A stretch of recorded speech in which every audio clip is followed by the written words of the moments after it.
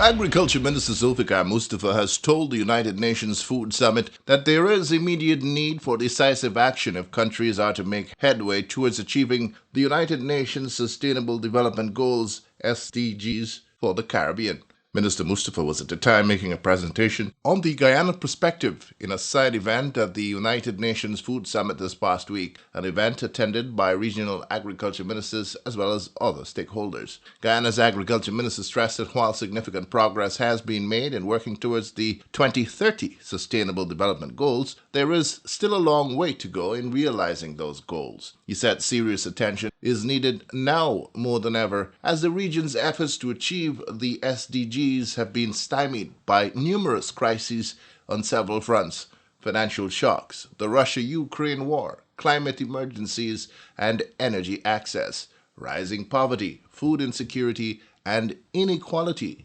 In the Caribbean or small island developing states have suffered from high food inflation, increased food import bill, given the widespread dependency of the sub-region on imported food and agriculture product. The Caribbean regions continue to be among the most affected by food insecurity, as the prevalence of modern or severe food insecurity increased from 59.5% to 60.6%, and severe food insecurity increased from 25.7% to 28.2% in 2022. However, all is not lost. What we have in CARICOM is a strong political commitment and a clear plan of action. Vision 25 by 2025 is an initiative to address the reduction of the CARICOM's US $6 billion food import bill by 25% by 2025, which is robust, goal-responsive, and dynamic. This also speaks to the partnership to drive food and agricultural development in Vision 25 by 2025. We focus on all aspects of the food system, including production of priority commodities, mobilizing of resources and technical support, de-risking the agriculture sector, promoting cross-border investment, removing non-tariff barriers to trade, implementing policies that enhance regional transportation and logistics for agriculture. And this should not be applicable alone to the Caribbean, but we should ensure that this is applicable to one region, Latin America and the Caribbean. That's the region we should look at. Our regional leaders have assessed the dire situation of the region, and efforts are being made to accelerate the implementation of this vision. So far, we have seen many policies and initiatives being undertaken to increase food security. This summit has shown a renewed sense of urgency for financing our national food system pathway transformation. Guyana has been continuously calling for this, and we support the call. Furthermore, we are aware that our countries still need enabling support for capacity building and continued collaboration for meaningful progress of plan of action. This too is needed. According to Minister Mustapha, it is important that we all ensure as a region that no country gets left behind in the effort to achieve the SDGs for 2030, and that it is only through partnerships and a willingness to engage in meaningful dialogue that an enabling space for those struggling countries can be created. Guyana is open to assisting our fellow sisters country in whatever way we can. We have commenced bilateral engagement and also actual work in agriculture with a number of countries in the Caribbean: Barbados, Trinidad and Tobago, St. Vincent and the Grenadines, to name a few. And these countries' economy are solely based on tourism. Now we are trying to transform this economy into a food system that will be applicable to the current situation that we are faced with. The national pathway developed by countries has demonstrated that the country's ability to deliver on its responsibility to identify the gaps and solutions to ensure coherent in implementing the 2030 agenda. I encourage all to work together to identify transformative policies and action to advance the agenda with a focus on leaving no one behind. Supported by the UN Food System Coordination Hub, through many dialogues and in particular the FAO office in Guyana, the National Pathway for Food System Transformation was developed in alignment with the existing national and regional policies that are being implemented to enhance food security. Minister Mustapha said that Guyana's transformation pathway has as its core policy that no one gets left behind. Guyana's National Pathway document takes into account feedback from all stakeholders, representative of developing partners, private sectors, farmers, investors, agencies in the agriculture sector, technical expert in government, etc., during the national high-level dialogue that was held on food system transformation. Ladies and gentlemen, it is my hope that our engagement today be part of the building block for lasting momentum in support of food system transformation, zero hunger, and sustainable development. Our efforts in Guyana are rooted in the obligation to leave no one behind while achieving the SDGs. With only 7 years remaining until 2030, Guyana recognizes the speed and diverse manner in which we must address agricultural transformation for food system transformation. We have started by increasing budgetary allocation to agriculture by 150%. We are investing in enhancing infrastructure, farm-to-market road, drainage and irrigation, laboratory and necessary quality infrastructure, agro-processing to assist our farmers to develop further so that the capacity can be built. We have seen increased investment in the private sector. We have seen rice as a staple of Guyana and many countries across the world. We have continued to increase research in high-yielding rice. And here I want to commend the organization like the FAO in helping us to develop these sector.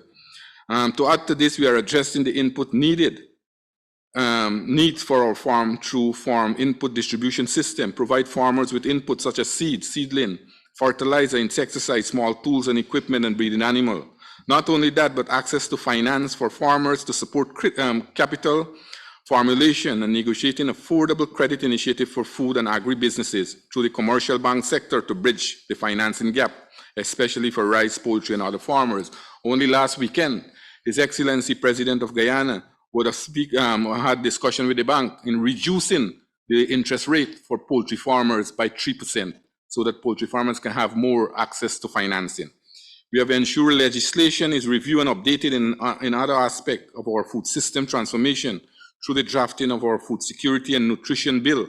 This will be the first to be developed in CARICOM region and to strengthen capacity to comply with the SPS measures, standards and procedure on plant health, food safety, veterinary and pharmaceutical.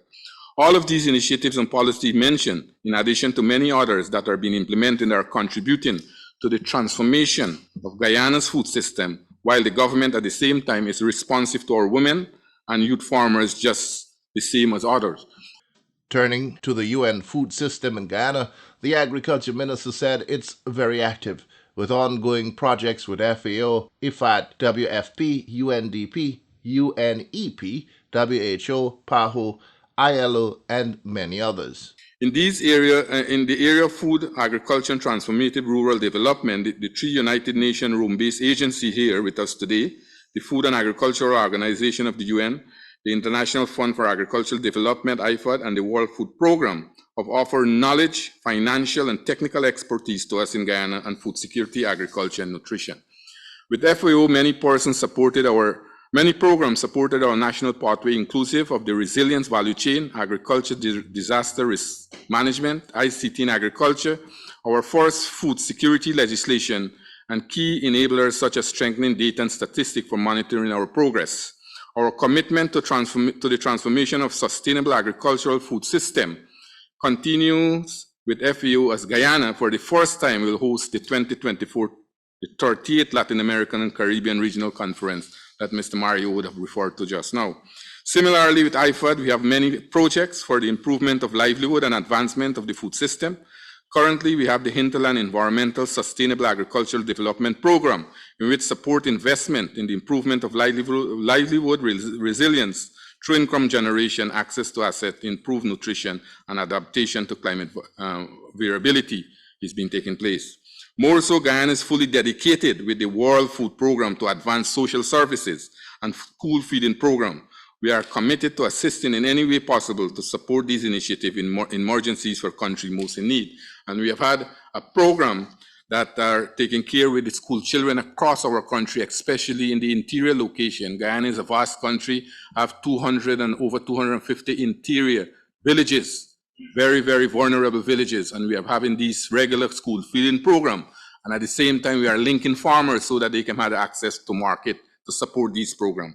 Our partnership with UN agency remain crucial in addressing the present issue of capital, capacity, data, and developmental opportunity. We must rely on your support to bridge these gaps and achieve our goal. Because of our national programs and those programs of development partners, we are seeing great results because these measures are not being implemented in isolation of each other, but rather as an integrated approach. In conclusion, Minister Mustapha's passionate call for immediate and decisive action to tackle the complex challenges facing nations on their path towards the UN SDGs resonated with attendees at the United Nations Food System Summit +2 stock-taking moment. The urgent need to address food security and sustainable development goals was evident, with many participants echoing the call for increased cooperation and support to ensure a more secure and prosperous future for all.